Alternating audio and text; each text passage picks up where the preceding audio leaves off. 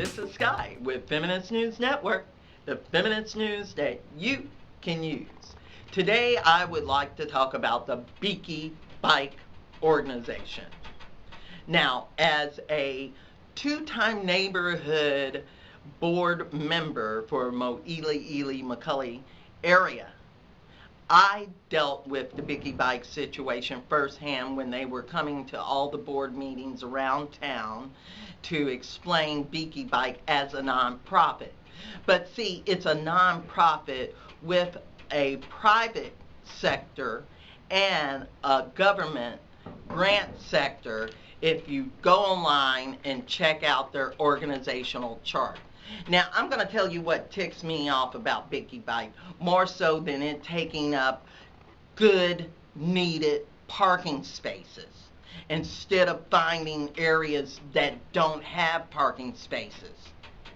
Instead of the Caldwell, who is obviously getting his back scratched from this deal. Is he still on that board of American Savings? Just saying. Now, he is obviously getting something, but the people of Hawaii, it's getting nothing. Now, after the first 3 months of the program has gotten started, they came back to us and they let us know they had made $1 million. And I said back then, a year ago, well, what programs do you have? You're modeling yourself after San Francisco. San Francisco has a low-income program. What kind of low-income programs does Biki Bike have for the citizens of Hawaii and still call itself a nonprofit? None. I contact them on Facebook. They said, oh, we got a program where you pay up $20 and you can get 50 cents per half an hour, right? It's obvious that anybody within this program does not understand poor people. And they made so much money, maybe that's why the first CEO of the company got her money and ran and got somebody else up in there. Because the organizational structure is not helping no one under the nonprofit. No, it's not. And go online and check it out. Now, how can a company that's making a couple of million not have a way to find a structure to offer a low-income program to its citizens, and it models itself after San Francisco? Well, San Francisco has a low-income program. What else are you modeling after it? Quebec, New York, D.C. Guess what? They all have low-income programs. Been to D.C., check them out. And guess what?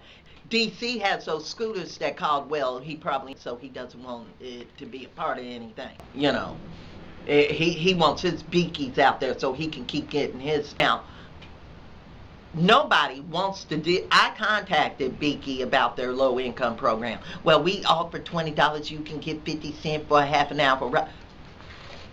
Let me tell you how poor works, Biki, because it seems like you don't understand.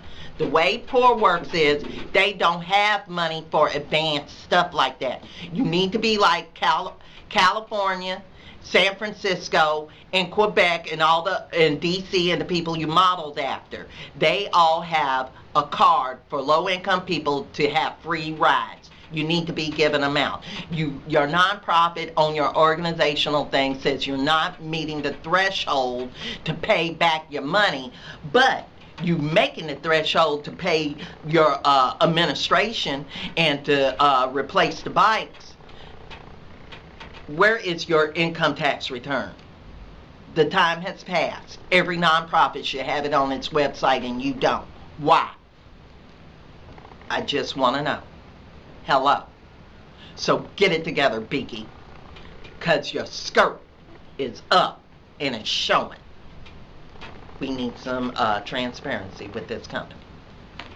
Let me show you. I'm gonna show you this organizational chart. I got a copy of it for you because I'm gonna show it to you. Now it says when the revenue portions of the fair revenue, when that threshold is met, then they can make money and give back money as a nonprofit and give to other people as a nonprofit.